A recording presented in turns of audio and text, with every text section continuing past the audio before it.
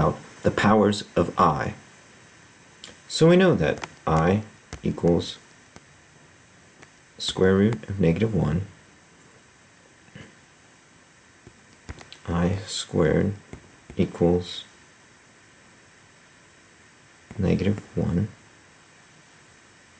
I cubed equals I squared plus 1, which is I squared times I, which equals -I. I to the 4th equals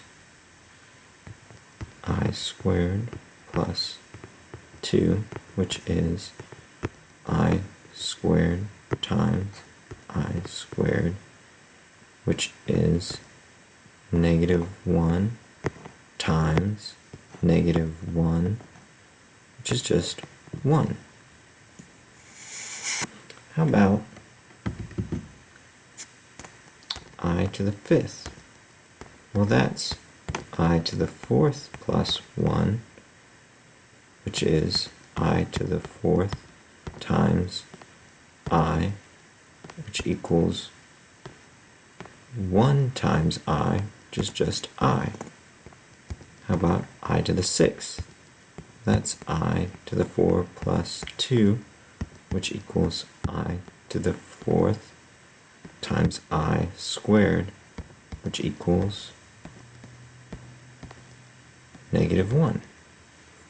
I to the 7th equals I to the 4th plus 3, which equals I to the 4th times I cubed, which equals -I, because I cubed is -I. I to the 4th is just 1. Okay, and I to the 8th, well, that's I to the 4 plus 4, which equals I to the 4th times I to the 4th, which equals 1 times 1, which is just 1. Okay, but something's interesting going on here. So I to the 5th is I to the 1, I to the 6th equals I squared, I to the 7th equals I cubed, and I to the 8th equals I to the 4th. So what's happening is the powers are repeating every 4 steps. So depending on what remainder you have, so when divided by 4, so 5 when divided by 4 has a remainder of 1, 6 has a remainder of 2, 7, 3, 8 has a remainder of 0, so it becomes equal to I to the 4th, which is just 1. So we can use the fact that I to the 4th equals 1 when dealing with higher powers. Let's say you're given I to the 42nd. So what do? Well, you use this fact, and you look at the remainders of 42, or the remainder, when 42 is divided by 4.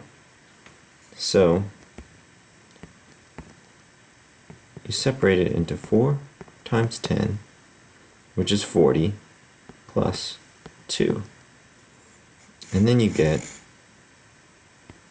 that that's equal to 4 raised to the 10th power, I to the 4th raised to the 10th power, times I squared. And I to the 4th is just 1 to the 10th times I squared, which is 1. So 1 to the 10th, that's just 1, times -1, so we get -1. You'll see that I to the 42nd is just going to be equal to I to whatever remainder 42 is when divided by 4.